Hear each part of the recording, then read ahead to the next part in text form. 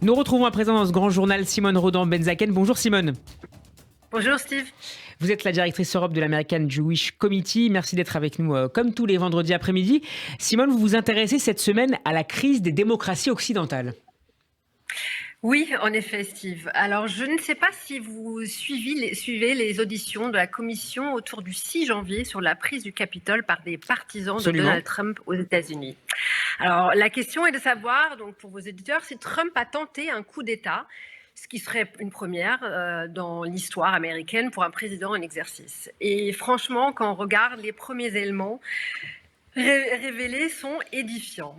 Dans le même temps, en France, nous venons d'assister à une première d'un autre genre, puisque les députés des partis d'extrême droite et gauche viennent de faire leur entrée à l'Assemblée nationale. Alors, si je rapproche ces deux événements, c'est parce que je pense qu'ils illustrent de manière différente, effectivement, la crise profonde que vivent nos démocraties libérales, que ce soit à travers la popularité d'une forme d'extrémisme politique, mais aussi par l'ascension de mouvements contestataires et parfois violents et une tentation autoritaire qui traverse les deux.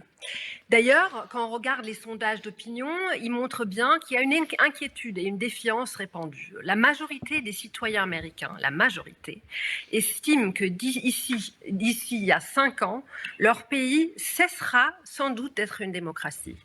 Tandis que 80% des Grecs et des Italiens pensent par exemple que voter ne sert strictement à rien.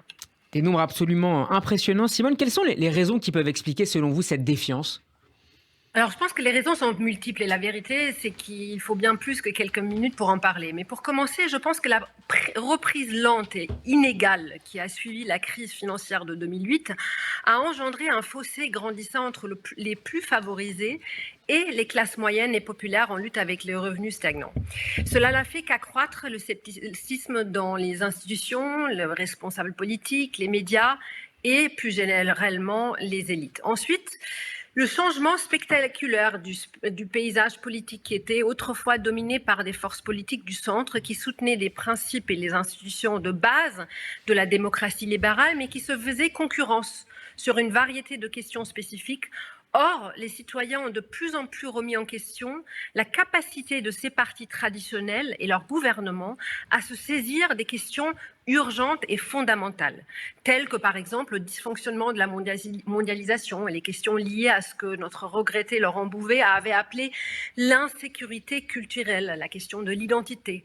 Les populistes ont souvent été les seuls à aborder ces questions, comblant ainsi un vide. En résulte une radicalisation du spectre politique dans presque toutes les démocraties libérales qui se manifestent différemment en fonction des pays. Alors aux États-Unis, nous assistons à une polarisation extrême qui s'amplifiera certainement encore plus suite à la décision par la Cour suprême des États-Unis d'abroger près d'un demi-siècle le droit constitutionnel à l'avortement. Le pays est dans une sorte de guerre civile virtuelle. Deux Amériques, l'une de gauche, élitiste, parfois de plus en plus woke. L'autre, celle du Rust Belt, conservatrice chrétienne, de plus en plus trumpiste. Deux Amériques qui se font face, ne se comprennent absolument pas, ne se parlent pas et ne s'écoutent pas. Et une polarisation, Simone, à laquelle les réseaux sociaux ne sont pas étrangers.